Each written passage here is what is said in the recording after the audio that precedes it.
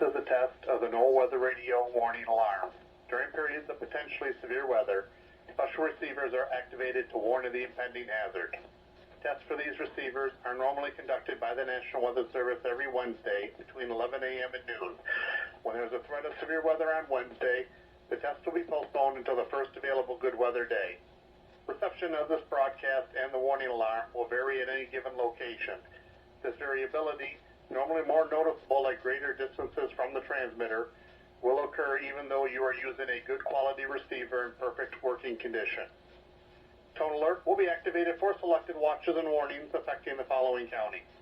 In Indiana, Porter, LaPorte, St. Joseph, Elkhart, LaGrange, Steuben, Stark, Marshall, Kosciuszko, Noble, DeKalb, Whitley, Allen, Miami, Wabash, Huntington, Wells, Adams, Grant, Blacksburg, Pulaski, and Jay.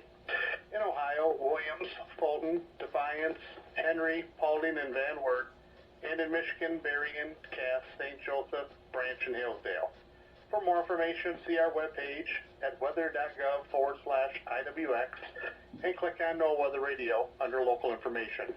We now return to normal programming.